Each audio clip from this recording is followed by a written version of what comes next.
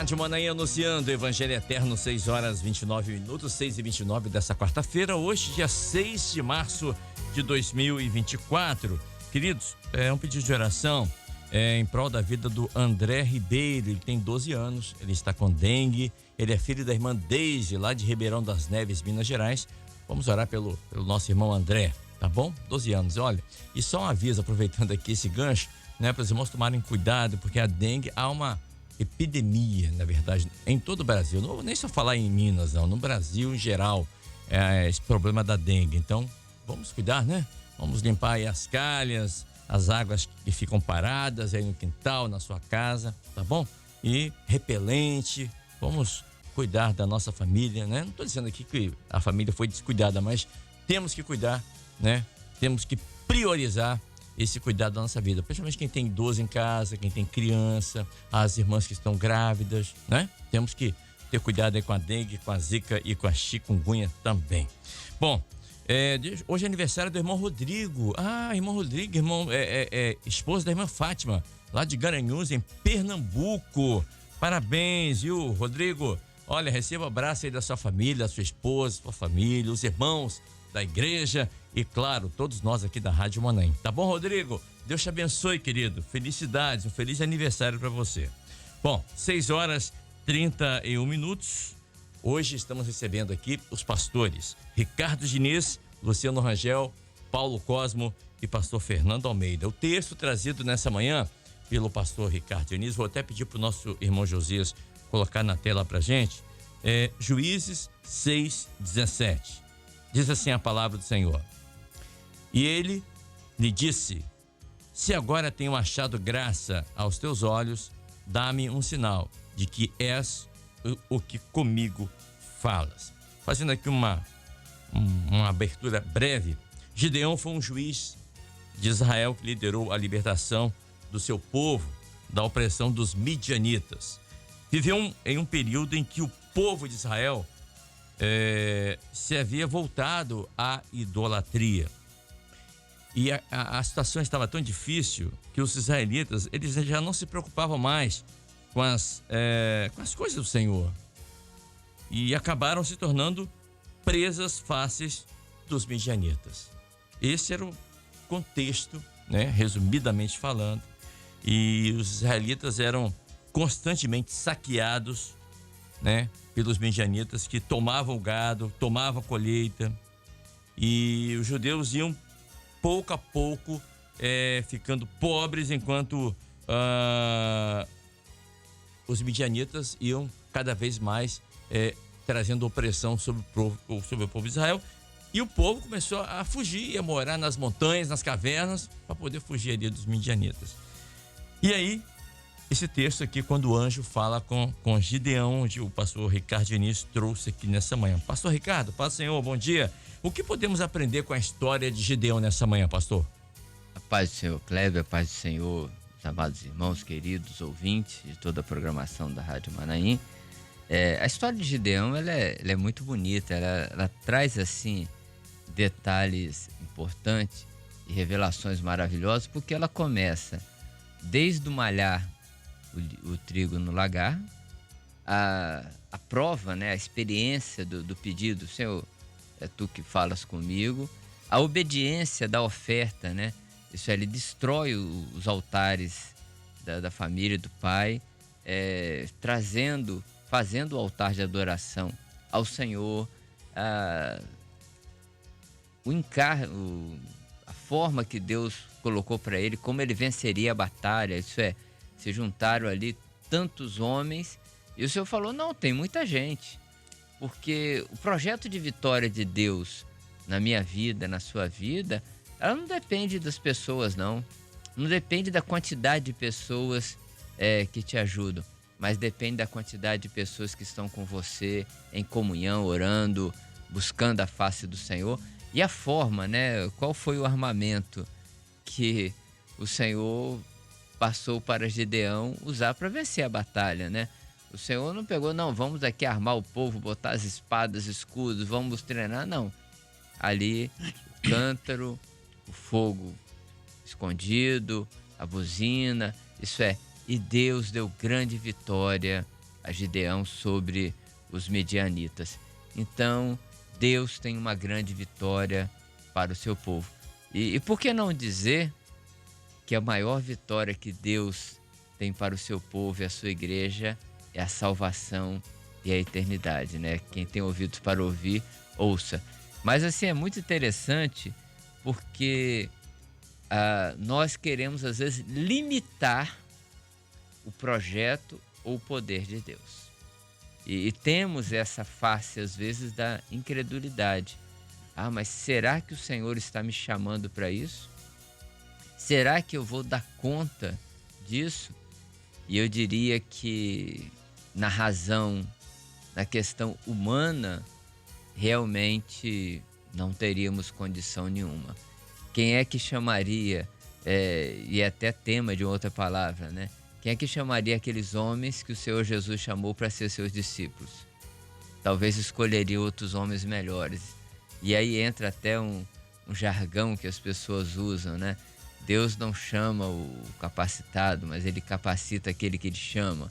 Mas a verdade é que quando o homem ouve a voz de Deus e deixa o Espírito Santo agir na sua vida, algo diferente acontece. E é justamente a experiência de Gideão, que foi um dos juízes da época de Israel, quando Israel já havia saído do Egito, atravessado o deserto, já estava na terra, antes que tivesse um rei. No período de juízes, Gideão foi esse servo, esse homem usado por Deus para livrar e libertar o povo das garras dos midianitas. Vou chamar aqui o pastor Paulo Cosmo. Pastor Paulo, o que Deus viu em Gideão? Paz, Senhor. Paz do Senhor, pastores. O que Deus viu em Gideão, um coração, um homem disposto a realizar ao pedido, né, aquilo que o Senhor o comissionou. Apesar de Gideão, como pegar na mesma linha do Ricardo aqui, apesar de Gideão se sentir incapacitado, menor, mas Deus viu nele que ele poderia obedecer aquilo que Deus tinha orientado a ele. E assim o Senhor abençoa a Gideão e abençoa a Israel. Porque o grande projeto do Senhor é o corpo, é a salvação do corpo, é a salvação de Israel. Naquele caso lá foi a salvação de Israel. Como hoje o Senhor levanta determinadas pessoas para engrandecer essa pessoa? Não, pelo contrário. O Senhor levanta certas pessoas para trazer, para ser porta-voz da palavra do Senhor, para a salvação de outras pessoas que o Senhor vai arrebanhar para o reino. Então Deus viu nesse homem Gideão, primeiro, viu que ele tinha bom ânimo. Quando o Senhor falou com ele que ele disse, homem, estou contigo, homem valoroso. O Senhor viu que ele tinha valor. O Senhor viu que ele tinha uma identidade com a eternidade. Uhum. Apesar do tempo que ele vivia, os midianitas, o aperto, aquela falta de alimento, a traição dos midianitas que entravam nos campos e destruía a colheita, tudinho. Mas Deus viu nele um homem que poderia ser um servo de Deus na obra e ser usado pelo Senhor. E o Senhor contou com ele e ele atendeu a necessidade. Acho que a pergunta é direta. O que o Senhor viu em Gideão? O Senhor viu nele que ele tinha capacidade e obediência para executar a obra. São características. Sim, são características. Como obediência, lealdade. Sim. Né? Isso aí. Perfeito, perfeito. Pastor Luciano Rangel, a missão que Deus deu a Gideão, que era derrubar o altar dos ídolos e estabelecer o altar de Deus, era uma missão fácil ou difícil na opinião do senhor? Paz do Senhor, Cléber, pastores da bancada, todos os nossos queridos irmãos. Uma missão com certeza difícil, né? Mas antes de o Senhor o chamar, de fazer esse comissionamento a Gideão, nós vemos que o Senhor capacita Gideão para isso, né? Não foi de uma hora para outra, né? E pegando um gancho aqui ao que o pastor Paulo Cosmo mencionou agora há pouco, o valor, você fez essa pergunta, né? o que Deus viu, né? Qual a característica bom, que chamou né? a atenção? Quando o Senhor o chama, através do anjo do Senhor ali, varão valoroso, estava dizendo que ele tinha um valor. Embora ele aos olhos dele, capaz, né? Ele não se achava capaz. Aí nós vemos aqui uma lição de humildade também, em reconhecer que ele era um pobre necessitado. É uma outra característica. De uma família simples, não é? Ele não se achava um grande líder, mas Deus o via daquela maneira, porque o Senhor o havia escolhido. Então, onde estava o valor de Gideão? Era normal que o trigo fosse lavrado não no lagar. Via de regra, era no lugar aberto, era na eira. Mas ele descobriu o método, uma forma de malhar o trigo sem que os inimigos descobrissem, né? Sem que os inimigos roubassem, né? Aquilo ali que era o fruto da terra, né? O sustento do povo. E malhar o trigo no lagar, para nós, tem um significado, porque o valor do servo de Deus está na revelação da palavra. O trigo fala da palavra de Deus e a maioria das pessoas, os trabalhadores, malhavam trigo na eira, o inimigo olhava de longe, se aproximava, vinha, roubava, prevalecia contra os israelitas, os midianitas. Mas quando Gideão malhou o trigo no lagar, que era um lugar escondido, o lugar onde se espremia as uvas, se fazia o vinho, ali o inimigo não pôde enxergar. E aquele fruto do trabalho, aquele trigo, foi preservado. Então ali, nessa atitude de Gideão, estava o princípio da vitória, não é? Era o Senhor que já estava dando a ele uma revelação. Então o valor do servo de Deus está na revelação, em guardar a palavra de Deus, em preservar, né? O salmista diz: guardei, escondi a tua palavra no meu coração para eu não pecar contra ti. Então aí está a grande vitória, né? É claro que não foi fácil, como você perguntou, foi difícil, mas o Senhor que estava o capacitando, né? E ele em todo momento demonstrava a dependência que ele tinha do Senhor. Quando ele pede vários sinais, ele estava mostrando isso: eu dependo do Senhor, eu quero ter certeza, eu quero estar firmado na palavra do Senhor para eu vencer os inimigos, né? Então, nós vemos essas características bem marcantes na vida de Gideão. E eu estava numa reunião de pastores esses dias atrás, Kleber, e o Senhor mostrou num dom espiritual algo que me chamou muita atenção. Muitas investidas do adversário contra as famílias da igreja, contra as crianças, intermediários, adolescentes, os jovens, agora no início das aulas, né? E esse mês nós temos orado por eles. E o Senhor mostrou que o segredo estava no clamor pelo sangue de Jesus. Quando nós clamávamos pelo sangue de Jesus, e o Senhor deu essa ênfase, a importância de praticarmos essa doutrina, o Senhor mostrou que nós ficávamos invisíveis aos olhos do adversário. Ele não podia chegar perto. E o que aconteceu ali foi exatamente isso. Aquele segredo de lavrar o trigo no lagar é estar escondido no sangue do Cordeiro, não é? É conhecer a revelação, é ouvir a voz do Senhor, porque dessa maneira nós vamos estar escondidos aos olhos do adversário. Perfeito. Pastor Fernando Almeida também conosco aqui. Pastor, no verso, eu estava olhando aqui, no verso 22, Gideão disse assim: ele viu o anjo do Senhor. E ele disse: Senhor Jeová, eu vi o anjo do Senhor face a face, vou morrer. Verso 23, o Senhor disse assim: não, paz seja contigo. Não temos, não morrerás. E então Gideão edificou ali um altar do Senhor, né? E ele derrubou, em seguida, no verso 26, ele derruba os altares dos ídolos e edifica um altar ao Senhor ali. Ou seja, a pergunta é difícil ou não, muitas vezes, nós derrubarmos do nosso coração aquilo que atrapalha o agir de Deus na vida do ser humano, pastor? Paz, Senhor. Pai do Senhor Kleber, pastores, Pai do Senhor a todos que participam conosco. É difícil. Não é mas é possível. É possível. E a Bíblia nos mostra, né, que é possível. é o ídolo, né? É aquilo que toma o lugar de Deus, né? Aquilo que entra, né, aonde deveria estar o Senhor, né? Como o governo, como a direção, né? E às vezes o homem coloca outra coisa. E quando a gente fala em ídolo, a gente pensa sempre num, né? Algo assim, físico. Físico, mas existem ídolos que a gente coloca, né? A nossa vaidade, o nosso conhecimento, né?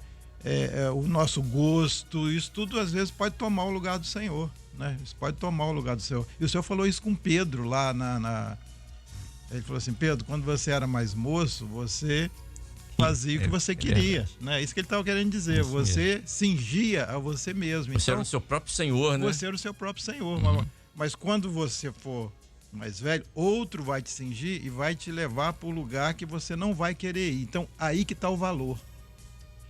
Às vezes, você não quer aquilo, mas você vai por obediência, por saber que aquilo é o projeto do Senhor, né? Por entender que aquela ali é a vontade do Senhor. E Gideão entendeu quando ele coloca lá: olha, a minha família é a mais pobre e eu sou o menor.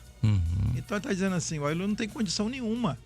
Eu não tenho condição nenhuma. Eu sou de uma família que é a mais pobre e eu sou o menor da casa de meu pai, né? Então ele estava se colocando ali numa posição de incapaz de fazer aquilo que Deus tinha para ele. E o Senhor se agrada disso. O Senhor se agrada dessa posição. A Bíblia diz assim: aquele que se humilhar será exaltado.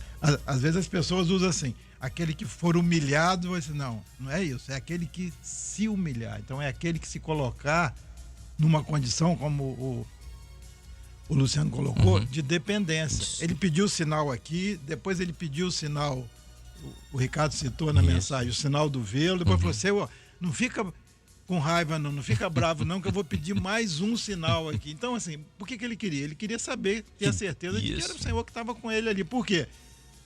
Porque ele entendeu: se eu estiver sozinho, eu vou ser derrotado. Se eu estiver sozinho, eu não vou vencer essa batalha, mas se o Senhor estiver comigo, eu vou vencer. E o conteúdo profético dessa história é maravilhoso, né? É verdade. Quando ele edifica o altar, ele chama o altar: o Senhor é paz, né? Então é a presença do Senhor Jesus ali, né? O trigo de Gideão não tinha gosto de terra, né? Tinha gosto de uva, né? Vinho. Né?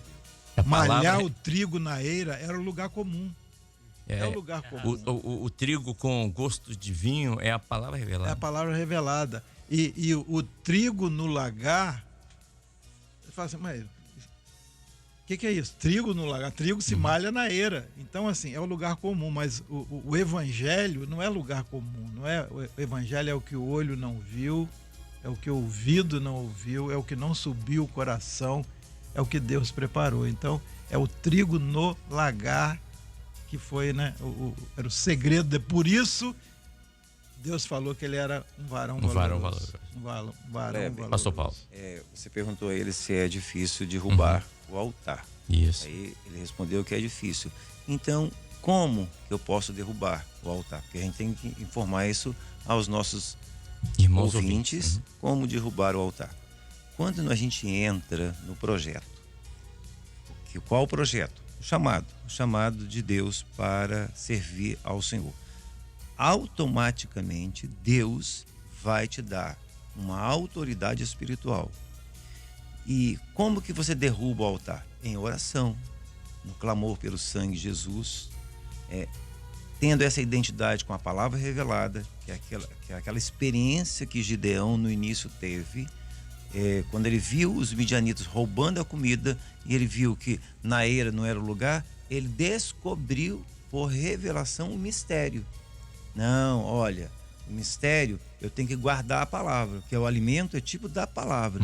Então a palavra foi guardada no lagar, que é aquela experiência que você acabou de contar, que o mosto, né, o vinho, junto com o alimento, significa a palavra revelada, quer dizer, a revelação da palavra. Então a revelação da palavra nos esconde do poder das trevas.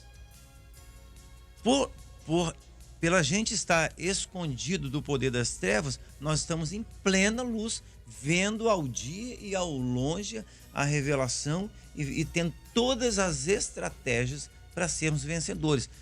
Nisso, nós derrubamos os altares. Você vê que o altar estava onde? Era de quem? Era do pai dele, da família, tradição. Sim. Então a primeira coisa que nós enfrentamos quando a gente se converte são as oposições que estão dentro da casa. E Jesus falou isso, e às vezes, Kleber, dentro da nossa mente, que está inserido desde nenê, foi inserido certas coisas dentro da sua cabeça, estão inseridas, que você vive aquilo como se aquilo está correto, e você faz aquilo como fosse correto, por ignorância. Tradição. Mas a revelação, Sim. aí que está a bênção. A palavra revelada, a doutrina, quando ela entra na mente, que agora o governo do Espírito Santo, primeira coisa, ele expulsa esse domínio do mal, vamos dizer assim. E estabelece ali o altar do Senhor. E estabelece. Você vê que ele pegou o boi e estabeleceu um altar, o seu holocausto. Então ele passou por essa primeira, vamos dizer assim, eu queria usar uma palavra aqui que não é muito bom. Essa iniciação, né? Que às vezes pode entender outra coisa. Mas era assim, ele teve essa experiência de redenção, o sangue de Jesus entrou nele, ele foi liberto, agora ele pôde ver ao longe, ele entrou na presença do Pai. Você vê, o Senhor Jesus citou aquele exemplo na palavra daquele jovem mancebo. Senhor, o que me falta ainda para herdar a vida eterna? O Senhor falou assim, olha, guarda os mandamentos. Isso eu faço desde pequenininho, minha família sempre me ensinou. Ele falou, então vai lá, vende o que você tem, volta e segue-me. E ele saiu triste, por quê? Porque o altar do coração dele não era o Senhor, era os bens materiais. Isso também é um ídolo, não é isso, pastor? É outra coisa. E o interessante ainda nessa linha aqui do derrubar o altar, o Senhor falou, ele derruba o altar, mas havia algo que sustentava aquilo ali, que era o bosque. Então, tirou tudo. Tira tudo, derruba o altar, corta o bosque que está ali. Não adianta você também só derrubar o altar e não cortar o bosque. Isso é, aquilo que você, as dificuldades na sua vida, você vai, não, agora eu tô derrubando isso. Mas o que alimenta essa dificuldade, esse problema? É a falta de obediência, isso é a fé, é a não crença, é a murmuração. Então, isso tem que ser limpo de uma vez só. Há um propósito que precisa ser feito com Deus para que te abençoe. Porque os homens daquela cidade queriam matar Gideão. Descobriram que foi ele. O pessoal do Baal ficou injuriado. Não, nós vamos matar. Nós vamos... Aí o pai de Gideão falou assim, olha, quem tem que achar ruim é Baal. Se derrubou, então, se Baal é Deus, então que mate ele, que faça algo. E muito pelo contrário, o Senhor fortaleceu a Gideão de modo que ele começa a mandar mensagem e homens de diversas tribos vêm para com ele para vencer a batalha. E olha que coisa boa, hein? 32 mil homens para uma batalha. Gideão falou assim, Senhor, agora vai, né? Mas ali, da mesma forma que Gideão foi provando o Senhor, agora que o vê-lo, isso e mais isso, o Senhor também falou assim, agora, Gideão, eu vou provar sua fé. Vou te provar, né? Já fala isso, só de tampa já foi 22 mil homens ficaram para trás e Gideão já falou assim, ficou mais difícil, hein? E aí depois o Senhor da vitória, ele com 300 homens. Deus quer te dar a vitória. Não é o homem que vai te dar a vitória. Agora, é bonito nós ouvirmos a experiência de alguém. Olha, tem gente que conta a experiência, olha, eu passei por isso e Deus operou assim. E é bonito, a gente chega até se comover, chorar. Podemos usar uma expressão bem light assim. Olha que maravilha, que um servo de Deus, cada experiência é maravilhosa. Mas a sua experiência com Deus, a sua experiência com Deus não é a experiência da multidão. A sua experiência com Deus é a experiência da fé, de obediência. entender o momento profético. O Gideão entendeu o momento profético que estava naquela época. Isso é, que adiantava ele plantar o trigo e malhar, como já foi falado aqui, normal na terra. Esse trigo seria roubado. Mas quando se malha o trigo no lagar, quando se ouve a voz do Senhor, a voz do Espírito Santo, você malha um trigo diferente. Isso é, quando nós falamos que sabemos onde estamos, para onde vamos, quando nós falamos que temos uma palavra revelada, não é propriedade nossa. Isso vem da eternidade. E ainda uma expressão para a questão do trigo no lagar ou na terra, referenciando o Evangelho, a palavra fala do Evangelho eterno. Então o Evangelho, ele é uma revelação de Deus para o homem, e não uma filosofia que emerge da terra, que vem enganando como palavras de motivação, de autoajuda. Mas o Evangelho eterno, através do Espírito Santo, ele vem para transformar o homem. Transformou um homem, Gideão, que malhava o trigo, pequeno, incapaz, em um servo de Deus que vence uma batalha, e ainda o povo queria que Gideão governasse sobre eles. Mas naquilo que Gideão fez de bom, Deus o abençoou grandemente para orientar o povo.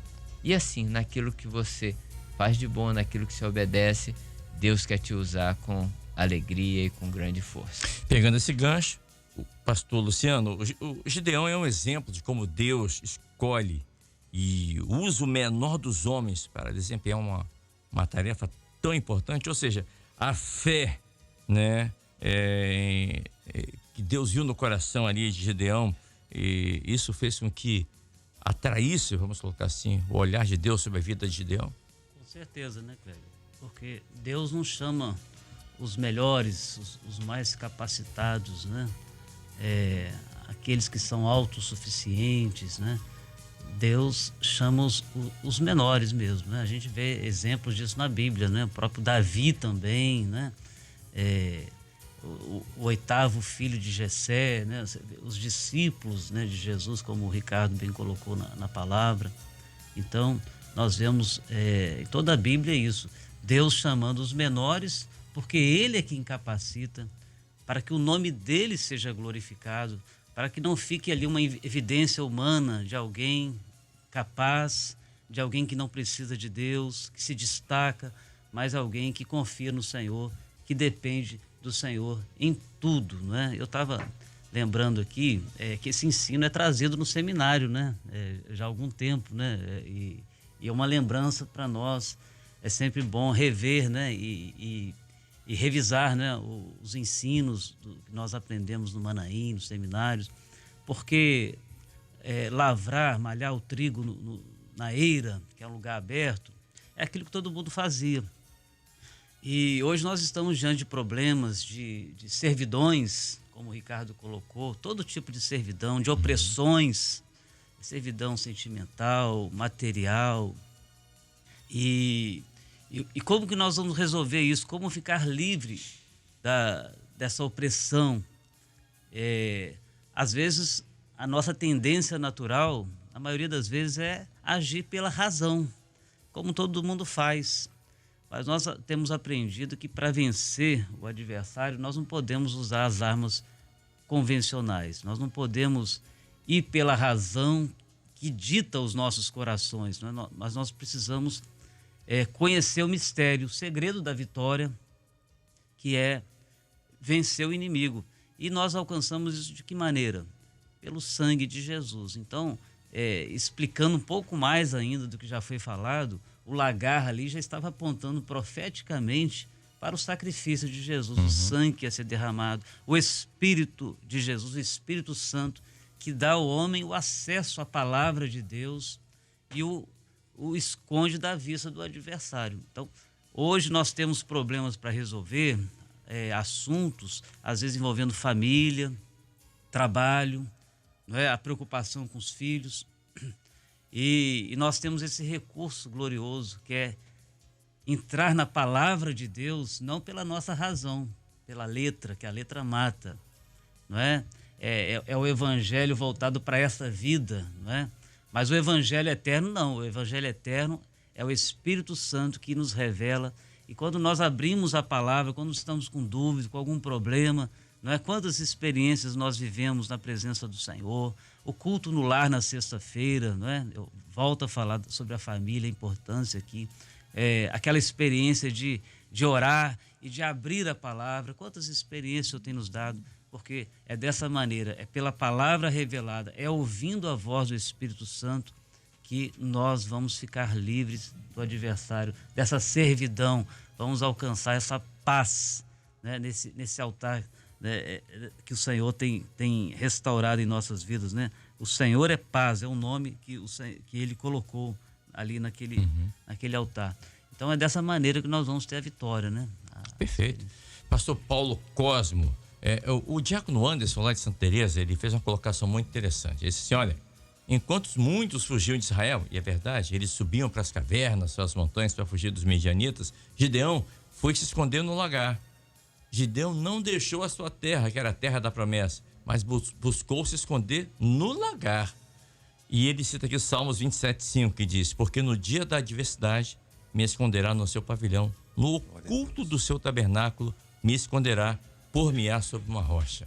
Então nessa hora, não é hora de se esconder das montanhas, mas se esconder no lagar, debaixo da cobertura do sangue de Jesus. Então, Anderson, né? Isso. Anderson.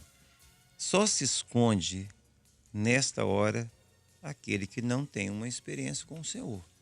Os medrosos. Tanto é que dentro da multidão, como o Ricardo falou, 32 mil, todo mundo valoroso, mas na hora só tinha 300, né? Então, olha, o segredo para vencer as batalhas e não recuar, só a igreja fiel. Só aqueles que têm uma identidade com a igreja fiel, que são igreja fiel. Eu me lembro agora aqui que você falou, eu lembrei daquela comparação de Cantares. O senhor comparava a igreja como as éguas de Faraó. Por quê? Porque elas eram adestradas, treinadas para sair às batalhas, não recuar. Elas obedeciam ao comando de quem estava sobre elas, né? Ela fogosa e não recuava. Elas eram obedientes. E por isso chamou a atenção de Salomão. Então o Espírito Santo, ele opera no meio da igreja ou na vida do servo que tem essa identidade, essa valentia com relação à obra de Deus. A mesma experiência de Davi, 1000 cai à direita, à esquerda, 10.000 à tua direita, mas ele não é atingido. Por que ele não é atingido? Porque o Senhor é a força dele. Então a força do homem, a força do servo, não está na sua razão, como ele falou aqui. Na sua capacidade. Na sua capacidade própria. Mas está onde? Eu vou em nome do Senhor dos Exércitos. Davi falou isso. Então o Golias, que é a carne, está aí fora. O mundo está aí fora. Nós estamos cercados. Mas a igreja, a vitória da igreja está nesta sentença. Eu vou em nome do Senhor dos Exércitos. Então, o Senhor dos Exércitos é o meu estandarte, é a minha vitória. Então, Gideão, quando ele descobre esse segredo que é o mistério, que era guardar o trigo no lagar, a própria revelação escondeu ele. Então, quando você está na revelação, você é escondido, como o Salmo 24, verso 27, verso 5, né? Que o Senhor tem um pavilhão. O que é um pavilhão? Um compartimento. E esse compartimento é um lugar secreto, como o Salmo 91, né? Aquele que habita, no esconderijo do Altíssimo. Aquele que mora, né? Aquele que tem intimidade com o Deus Altíssimo, onipotente, debaixo dessa proteção, desse pavilhão, o Senhor nos esconde do olhar do adversário. É o clamor pelo sangue de Jesus, é a revelação da palavra. São esses recursos espirituais que o Senhor tem dado nessa última hora para a igreja. Nisso está a vitória. Então a confiança não está na minha razão, mas está no Senhor.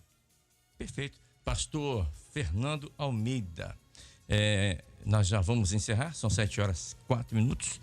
Só para a gente fazer uma breve colocação, o anjo do Senhor, quando ele vem falar com Gideão, Gideão não estava parado. Gideão não estava fugindo, mas Gideão estava trabalhando.